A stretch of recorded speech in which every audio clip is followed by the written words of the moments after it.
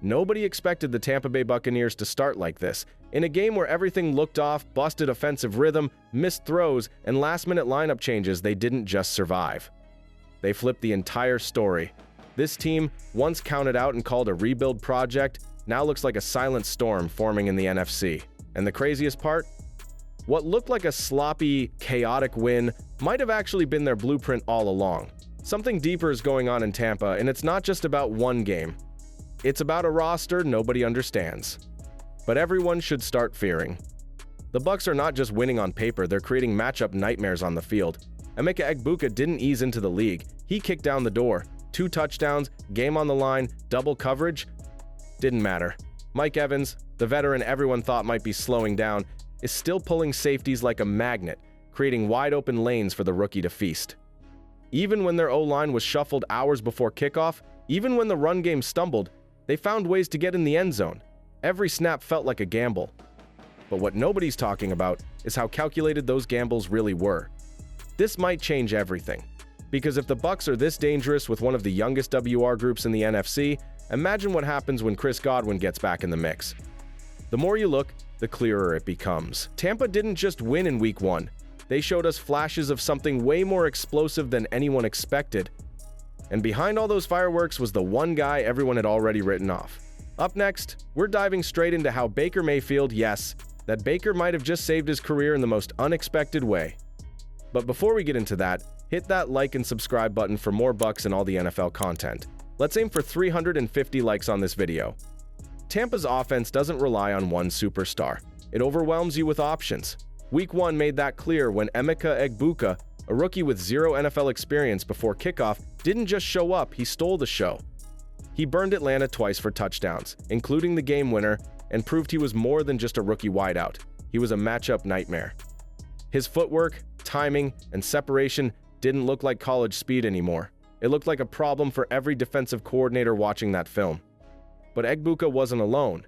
Mike Evans, the veteran who's quietly been dominating for years, showed why he's still one of the most feared receivers in the league. He didn't need to catch everything deep to make an impact, he just needed to draw attention. And he did, constantly. That pulled coverage away from Egbuka, and from Sterling Shepard too, who stepped up in key moments and extended multiple drives. Even Bucky Irving made noise, not just with his first NFL touchdown, but with how easily he slipped out into space. This group doesn't just move the ball. They rip defenses apart by forcing bad matchups again and again. And here's what nobody's fully realized yet. When Chris Godwin returns to full health, the Buccaneers' offense might be impossible to guard straight up. Double Evans and Egbuka or Shepard burns you. Shift your coverage outside, and Bucky sneaks free underneath. This isn't just depth. It's balance, versatility, and firepower across every position. And none of it works without one key piece pulling the strings, a quarterback who just changed his own narrative in one single drive. Let's talk about Baker. Baker Mayfield was supposed to be done. That was the narrative journeyman quarterback, bounced from team to team, labeled too small, too reckless, too inconsistent to ever lead a contender again. But in Tampa's Week 1 win, he didn't just manage the game, he owned the most important moments. When everything was on the line, when the Falcons had stolen the lead and the pressure was crushing, Baker responded with a cold-blooded drive that silenced every doubt. He went 4 for 6 in just over a minute, marching downfield like the game was moving in slow motion for him. He didn't light up the stat sheet. That's not the point. What matters is that he stayed clean, 0 turnovers, 3 touchdowns, a quarterback rating just shy of 100, and most importantly, complete control when it mattered most. His pocket movement, the way he reset his feet, extended plays, and trusted his reads, it didn't look like desperation. It looked like experience meeting confidence. And for a guy who just a year ago was playing on a prove-it deal, that kind of poise isn't just rare, it's career-saving. This wasn't the old Baker playing with a chip on his shoulder. This was a new version, smarter, calmer, and more locked in than ever. What makes his performance even more impressive is who was standing in front of him. Tampa's offensive line was shuffled right before the game. There was no rhythm, no preseason reps together, no comfort zone, and still, Baker made it work. That's the part people are missing. He adjusted, adapted, and delivered under pressure, and the line held just long enough to let him cook. But that chaos up front wasn't random. It was strategic. And next, we'll break down the big secret behind Tampa's offensive line changes and how they actually gave this team its biggest advantage. Just hours before kickoff, the Tampa Bay Buccaneers made a risky move that caught everyone off guard. They shuffled their offensive line, a decision that usually spells disaster, especially in Week 1. Graham Barton was shifted to left tackle, Ben Bredeson took over at center, and Michael Jordan slid in at guard. With so little time to build chemistry, it should have fallen apart, but somehow it didn't. Instead, it revealed a new layer to Tampa's game plan: controlled chaos. And at the center of it all was Bredeson, quietly dominating in the trenches. The numbers back it up. Bredeson posted the highest offensive grade on the entire team and led the pass-blocking unit with a score of 80.6. He anchored the middle, gave Baker Mayfield a stable pocket, and never looked rattled despite the pressure Atlanta sent all night. Graham Barton held his own on the blind side, and while there were a few breakdowns in the run game, the protection in key moments held firm. That's what made Baker's final drive possible. It wasn't a perfect line, it was a resilient one, and for Week 1, that's even more valuable. But here's where it gets interesting. Head coach Todd Bowles later revealed that this alignment wasn't a panic decision. They had been practicing it quietly for 2 weeks. They knew Barton had elite potential as a run blocker, and they trusted Bredeson to handle the pressure. That means this was part of the plan all along. And now that it's on film, defenses won't know what version of Tampa's front they're getting. That uncertainty is a weapon, and the same kind of unpredictability is showing up on the other side of the ball, too. Let's shift to the defense, where one moment in the final seconds might have saved everything. With just 16 seconds left, the Falcons were inches from victory, until Antoine Winfield Jr. delivered a game-saving hit that broke up a would-be touchdown, flipping the script for Tampa's entire season.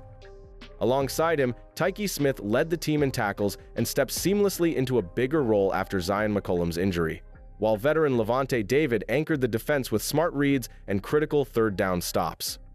Tampa's defense didn't rely on highlight sacks or superstar names. It thrived on calm execution, adaptability, and unexpected heroes rising in clutch moments.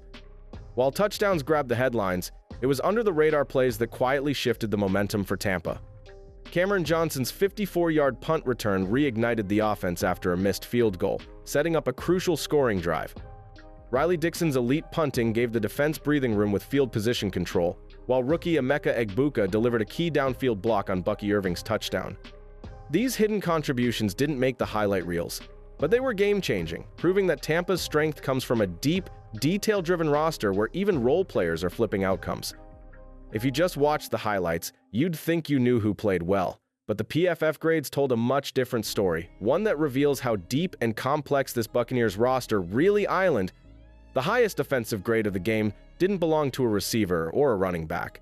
It belonged to Ben Bredeson, who posted a 71.6 overall and an elite 80.6 pass-blocking score. He was followed by Mike Evans, who had a 71.1 offensive grade, despite being double-teamed most of the night. Rookie Emeka Egbuka graded third offensively at 69.8, and even Sterling Shepard came in strong with a 69.6, proving his impact extended well beyond his stat line. On defense, it was Zion McCollum, who surprisingly came out on top with a 77.0 grade, backed by an 85 in run defense and solid tackling marks. Right behind him was rookie Jacob Parrish, who held his own in coverage and finished with a 76.5. Antoine Winfield Jr. continued his quiet dominance with a 75.4, and veteran Levante David earned a respectable 72.3 without even needing to flash. Pass rushers Yaya Diaby and Hasan Reddick had mixed results, strong pressure but low tackling grades, yet still contributed where it mattered most. Then there were the surprises on the other end. Rookie Chris Braswell graded lowest on defense with a 38.5, while Kalijah Cansey and Servosia Dennis struggled in coverage and tackling despite flashes in run defense. On offense, Tez Johnson posted a 41.5, while Cade Otton was quiet in the pass game despite strong blocking. But here's the twist, even the lowest graded players had moments that shifted the momentum. That's the beauty of this Bucs team. It's not just about stars, it's about timely execution across the board. And that all ties into the bigger question, what exactly are the Buccaneers building? Let's bring it all together. So now the question flips, is this just a hot start, or is it the foundation of a legit playoff run? Can the Bucs keep winning when the schedule tightens? Will Baker keep this pace when the pressure builds deeper into the season? Drop your thoughts in the comments. Who impressed you the most in Week 1? Are the Buccaneers for real this year, or are we still underestimating what's being built in Tampa? If you made it this far, you're a real one. Hit that like button, subscribe if you haven't already, and let's ride this season together. See you in the next breakdown.